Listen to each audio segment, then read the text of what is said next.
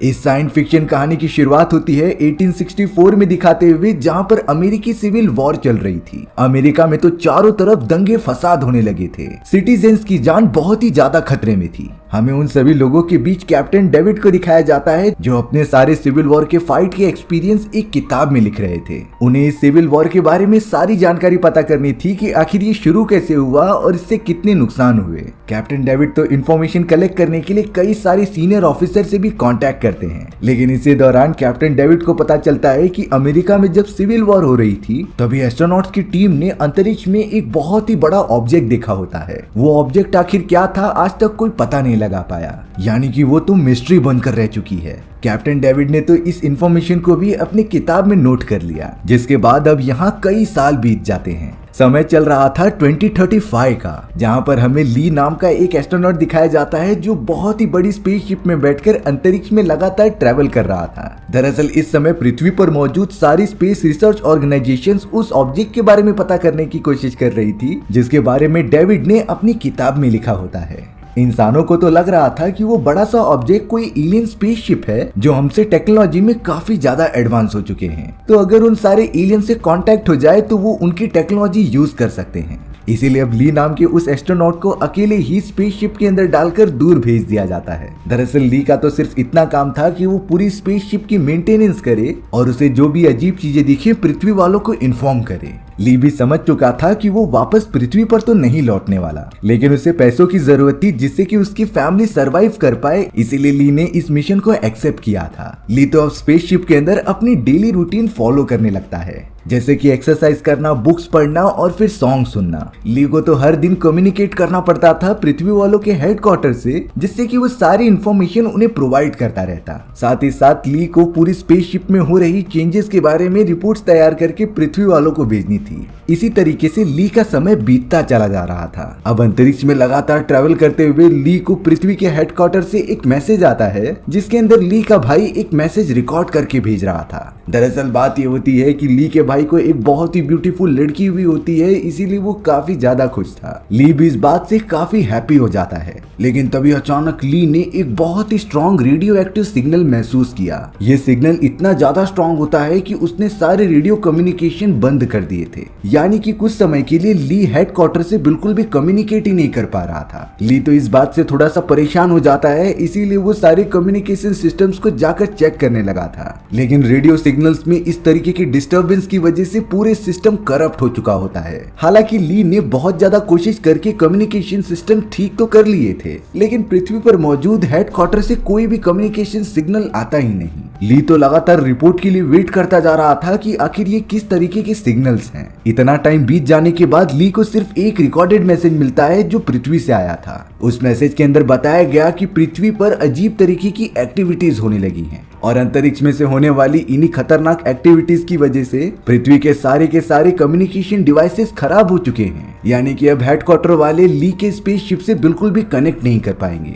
जिसका मतलब साफ था कि ली को वापस पृथ्वी पर बुलाया ही नहीं जा सकता। वो पूरी तरीके से गहरे अंतरिक्ष में खो चुका था। लेकिन ली को तो यहाँ पर अपनी जान की नहीं, बल्कि पृथ्वी पर मौजूद उसकी फैमिली की परवाह हो रही थी। वो तो ये पता करना चाहता था कि पृथ्वी पर उसकी फैमिली सही सलामत भी है कि नहीं। उसे तो अब हेडक्वार्टर से कोई भी रिप्लाई नहीं मिल रहा था, इसीलिए वो काफी ज्यादा फ्रस्ट्रेट हो जाता है। ली तो स्पेसशिप में ही रहकर हर मुमकिन कोशिश करने लगा कि वो कम्युनिकेशन एस्टेब्लिश कर पाए, पर ये किसी एक नॉर्मल एस्ट्रोनॉट के बस की बात नहीं थी। अब ली तो यहाँ पर स्पेसशिप में पूरी तरीके से फंस चुका था, क्योंकि उसका कॉन्टैक्ट पृथ्वी के हेडक्वार्टर से टूट चुका होता है, यानी कि ली को तब तक वेट करना पड़ेगा जब तक सामने से रिप्लाई ना आ जाए। ली ने तो जल्द से जल्द अपनी सर्वाइवल के लिए सारी चीजें करना स्टार्ट कर दी, जैसे कि उसने अपने खाने की चीजें कम कर दी, जिससे कि वो काफी दिनों तक जिंदा रह पाए। उसने तो स्पेसशिप के सारे रेस्क्यू सिस्टम्स ऑन कर लिए थे, जिससे कि कोई गड़बड़ी ना हो सके, क्योंकि अगर स्पेसशिप में कोई गड़बड़ी हो गई तो उसकी मदद करने वहां पर कोई नहीं है। इन सारी चीजों के बावजूद ली अपना डेली रूटीन फॉलो करना भूलता ही नहीं। वो एक्सरसाइज करता और गाने सुनता।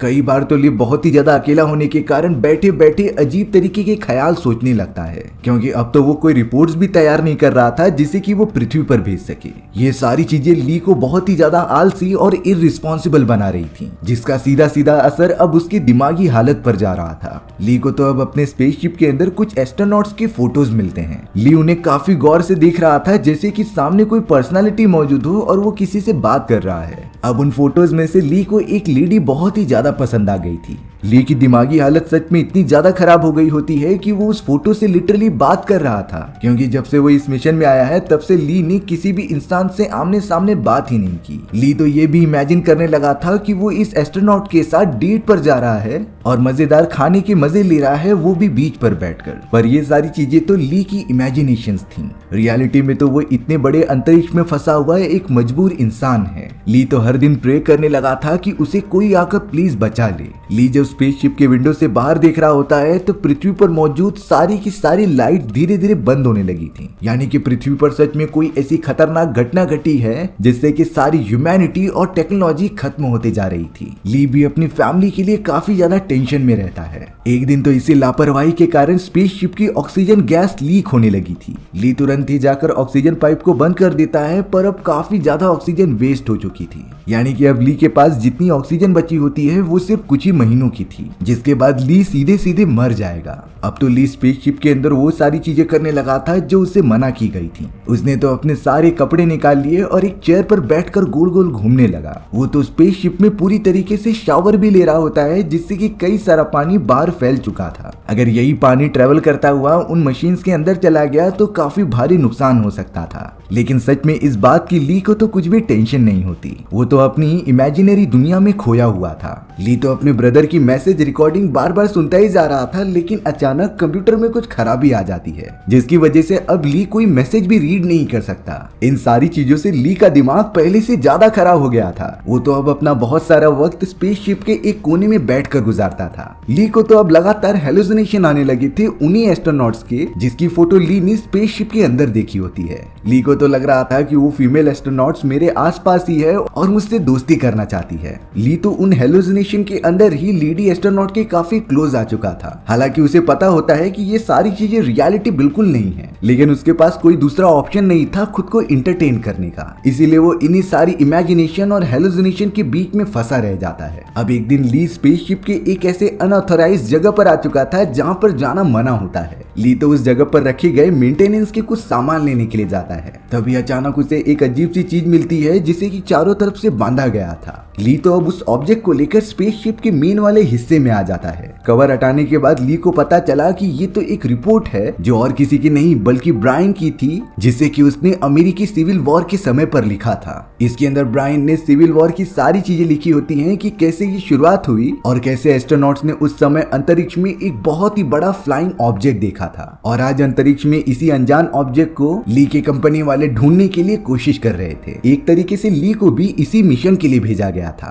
ली तो बहुत ही ज्यादा इंटरेस्ट दिखाते हुए ब्रायन की वो किताब पढ़ने लग जाता है, और अब तो ली किताब में लिखी गई सारी कहानियों को खुद से रिलेट कर पा रहा था। दरअसल ब्रायन ने किताब के अंदर साफ साफ मेंशन किया होता है कि सिविल वॉर में उसने जितनी भी लड़ाई करने की कोशिश की वो तो हर पॉसिबिलिटीज में हार ही जा रहा था, यानी कि सिविल वॉर को पूरी तरीके से रोकने का कोई रास्ता ही नहीं होता। ली भी अपने कंडीशन को कुछ ऐसे ही समझ रहा था, क्योंकि उसके पास अब कोई ऑप्शन नहीं है इस गहरे अंतरिक्ष से बाहर निकलकर अपने पृथ्वी पर वापस जाने के लिए। वो तो समझने लगा था कि इसी गहरे अंतरिक्ष में उसकी मृत्यु हो जाएगी, जैसे कि सिविल वॉर में कई सारे सैनिक युद्ध में मारे गए थे। अब यहाँ ली ब्रायन की किताब अच्छे तरीके से पढ़ते जा रहा था, और किताब के अंदर जो जो पिक्चर्स और चित्र बनाए गए होते हैं ली उसे अपने स्पेसशिप की दीवारों पर भी बनाने लगा था। इससे अंदाजा होता है कि ली कितना ज्यादा डिस्टर्ब है और अपने आप को किस तरीके से बिजी रख रहा है। ली ने देखते ही देखते पूरे स्पेसशिप की दीवारों को ड्राइंग से भर दिया था। वो तो कार्ड्स भी शफल करके खुद के साथ ही खेलता है,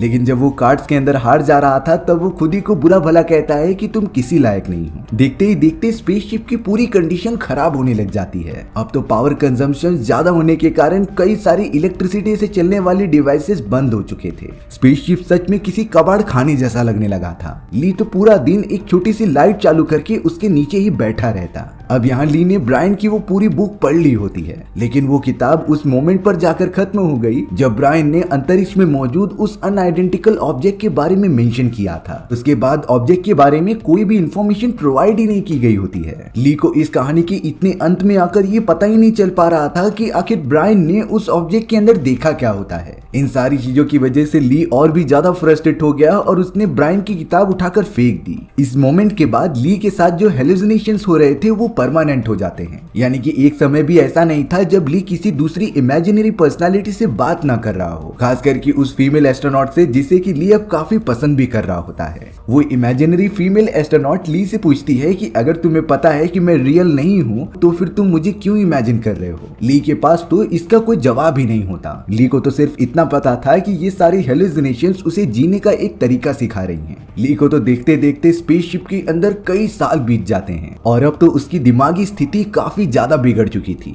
ली अब एस्ट्रोनॉट वाली लेडी से पूछता है कि मैं अगर स्पेसशिप के बाहर जाकर अपनी जान दे दूं तो क्या होगा। उस इमेजिनरी लेडी ने कहा कि अगर तुम ऐसा करोगे तो तुम्हें बचाने के लिए पृथ्वी से जो रेस्क्यू मिशन की तैयारी की जा रही है वो बेकार हो जाएगी और ये तुम्हारी फैमिली के लिए बहुत ही ज्यादा डिसअपॉइंटिंग भी हो सकता है। ली तो इन बातों को अच्छे से अपने दिमाग में बिठा लेता है, लेकिन एक समय के बाद इतना समय अकेले गुजारना ली को बिल्कुल भी एक्सेप्टेड नहीं था। इसीलिए अब अंत में जाकर ली डिसाइड करता है कि वो स्पेसशिप से बाहर पृथ्वी की तरफ कूद जाएगा। ली ने तो आखिरी बार अपना एक वीडियो मैसेज रिकॉर्ड कर दिया जिससे कि रेस्क्यू मिशन जब यहाँ आए तो उन्हें रियलिटी और ली की फ्रस्ट्रेशन के बारे में पता चल सके। ली तो बता रहा था कि इतने समय तक स्पेसशिप में अकेला रहना किसी जेल से कम नहीं है। अगर वो स्पेसशिप से नीचे कूद जाए और जलकर पूरा खत्म हो जाए तब वो सबसे ज्यादा अच्छा होगा स्पेसशिप में घुट घुट कर जीने के बजाय। ली तो अब तक स्पेसशिप के अंदर सारे लाइफ सपोर्ट सिस्टम की वजह से ही जिंदा था, लेकिन अब वो समय भी आ चुका होता है जब स्पेसशिप की सारी ऑक्सीजन खत्म हो जाएगी। ली बता रहा था कि उसे सबसे ज्यादा तकलीफ इस बात की थी कि उसे बिल्कुल भी पता नहीं चल पा रहा है कि पृथ्वी के लोग उसे रेस्क्यू करने वाले हैं भी कि नहीं। शायद ये भी हो सकता है कि पृथ्वी वालों को लग रहा था कि ली मर चुका है, इसीलिए वो सब रेस्क्यू मिशन भेज ही नहीं रहे हैं। और अब भले ही चाहे कुछ भी हो जाए, ली मरेगा तो पृथ्वी के इन्वायरमेंट में जाके ही, भले ही जलने के बाद उसकी एक भी हड्डी पृथ्वी की जमीन को ना टच करे,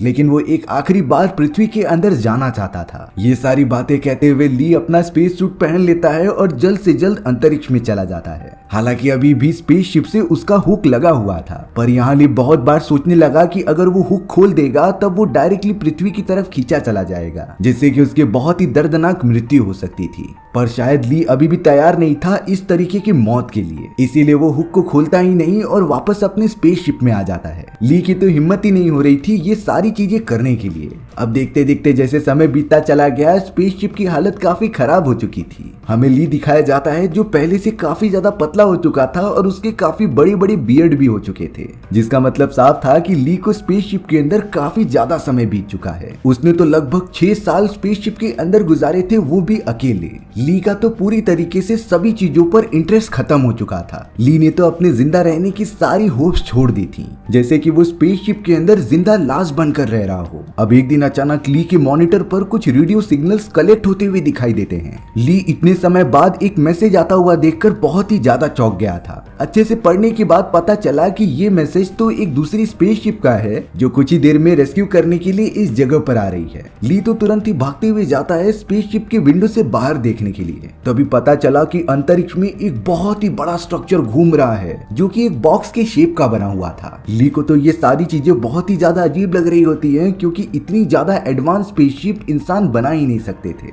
जरूर ये वही अनजान ऑब्जेक्ट है जिसे कि ब्रायन ने अपनी किताब में लिखा था। अब चाहे कुछ भी हो जाए, ली को अपने स्पेसशिप से बाहर तो निकलना ही था, इसीलिए वो अपने स्पेस सूट पहनकर डॉकिंग प्रोसीजर से उस दूसरे स्पेसशिप के अंदर चला जाता है। थोड़ी ही देर में उस अनआइडेंटिकल ऑब्जेक्ट के अंदर जाने के बाद ली काफी ज्यादा चौंक गया था, क्योंकि वहाँ की चीजें तो एकदम इंसानों द्वारा बनाई गई लग रही थी। वहाँ पर तो छोटे छोटे कमरे होते हैं जो एक दूसरी तरफ जा रहे थे। थोड़ा आगे पहुंचने पर तो ली ने उन सारे रॉकेट्स और मिसाइल्स के फोटोज भी देखे जो पृथ्वी से छोड़े गए थे। वहां पर तो ली को एक बहुत ही एंशिएंट टाइपराइटर मिलता है, यानी कि इस अनजान ऑब्जेक्ट को बनाने में कहीं न कहीं इंसानों की भी मदद ली गई है। अब ली उस पूरे ऑब्जेक्ट के अंदर ट्रेवल करता हुआ एक बहुत ही बड़े ऑडिटोरियम में पहुंच जाता है। उस ऑडिटोरियम के तो ठीक बीचों बीच एक छोटा सा टीवी लगाया गया था, जिस पर और कोई नहीं बल्कि ली इंटरव्यू दे रहा होता है इस मिशन में आने से पहले। ली को तो समझ में नहीं आ रहा था कि आखिर ये वीडियो क्लिप्स और ये अनआइडेंटिकल ऑब्जेक्ट कहां से आया है। ली ने तो डेस्क पर मौजूद एक बटन को दबा दिया था, जिससे कि उस चैम्बर की पूरी लाइट्स ओपन हो गई। देखने पर तो वो पूरी जगह एक ऑफिस जैसी लग रही थी जहां पर वर्कर्स काम करते हैं। उस टेबल के पास तो एक छोटी सी बुक भी रखी गई थी जिसे कि ली लगातार खोलकर पढ़ने लग जाता है। दरअसल उस छोटी सी किताब में पूरे ह्यूमन सिविलाइजेशन के बारे में लिखा गया था कि उनके साथ आखिर हुआ क्या।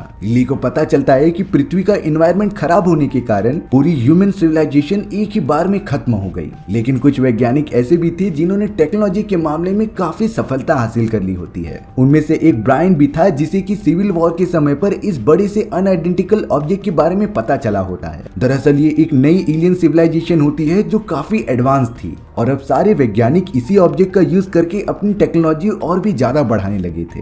पर जब तक वो इन सारी चीजों को एग्जीक्यूट करते तब तक काफी ज्यादा देर हो चुकी थी। ली तो उस डायरी के अंदर खुद के भी नाम को पाता है जो कि एक रेफरेंस नंबर से जुड़ा हुआ था। ली को इन सारी चीजों के बारे में पता करना था, इसीलिए उसने अपने नाम का रेफरेंस नंबर उस कंप्यूटर के अंदर इंटर कर दिया। अगले ही मोमेंट में ली टेलीपोर्ट हो जाता है पृथ्वी पर मौजूद एक होटल के अंदर। ली तो पूरी तरीके से शॉक था क्योंकि उसने कोई स्पेस सूट नहीं पहना हुआ होता है और अब तो वो एकदम सही सलामत तरीके से पृथ्वी पर आ चुका है। लेकिन ये सारी चीजें रियल है या फिर उसकी इमेजिनेशन, ये ली को समझ ही नहीं आ रहा था। तभी अचानक ली को एक अनजान आवाज सुनाई देती है जो ये कह रही थी कि तुम्हें इस जगह पर लाने का सिर्फ यही एक तरीका था। उस आवाज ने तो ली को ये भी बताया कि तुम पृथ्वी पर आ तो चुके हो लेकिन तुम पृथ्वी पर मौजूद आखिरी इंसान हो, क्योंकि खतरनाक डिजास्टर्स की वजह से पूरी ह्यूमन सिविलाइजेशन खत्म हो चुकी है। ली तो इस बात से बहुत ही ज्यादा दुखी हो जाता है क्योंकि वो पृथ्वी पर तो आना चाहता था लेकिन अब ना ही उसकी कोई फैमिली यहाँ मौजूद है और ना ही कोई सिंगल इंसान। आखिर वो करे भी तो क्या करे। ली का दिमाग तो अब बहुत ही ज्यादा टेंशन से फटने लगा था। तभी वो अनजान आवाज कहती है कि हम ह्यूमन सिविलाइजेशंस को बचाना चाहते थे लेकिन इंसानी सभ्यता को इम्प्रूव होने के लिए एक बार खत्म तो होना ही होगा जिससे कि आने वाली जनरेशंस उनसे काफी ज्यादा डेवलप हो। ली को तो इससे कुछ मतलब ही नहीं था और वो पृथ्वी पर भी नहीं रहना चाहता। इससे अच्छा कि वो अपने स्पेसशिप में ही रहकर अपनी आखिरी पल गुजारता। तभी वो अनजान वॉइस ली को एक ऑफर देती है कि तुम हमारे साथ आ जाओ। ली ने तो इस ऑफर को एक्सेप्ट करते हुए होटल के दरवाजे को ओपन कर दिया जिसके बाद वो तुरंत ही टेलीपोर्ट हो जाता है स्पेस के अंदर जहां ली ने स्पेस सूट पहना हुआ था और कई सारे प्लैनेट उसके चारों तरफ घूमते हुए दिखाई देते हैं। यानी कि ली को वो सारे एडवांस एलियंस किसी न किसी तरीके से पूरे ब्रह्मांड की सैर करा रहे थे जिससे कि ली को पता चले कि अंतरिक्ष में होता क्या है। ली तो उन चीजों को भी एक्सप्लोर कर रहा था जिसकी आज तक कोई खोज नहीं हुई होती। यानी कि अब ली अकेला नहीं है, उसके पास तो पूरी गैलेक्सी को एक्सप्लोर करने का मिशन मिल चुका है। और इसी तरीके से ये कहानी भी यहीं खत्म हो जाती है। सो व्यूअर्स, आपको ये स्टोरी कैसी लगी कमेंट सेक्शन में बताना भूलना मत। और अगर आपको मेरा एक्सप्लेनेशन 1% भी अच्छा लगा होगा ना तो वीडियो को लाइक एंड चैनल को सब्सक्राइब जरूर कर देना। मिलते हैं इसी तरीके की मजेदार वीडियोस में, तब तक के लिए बाय बाय।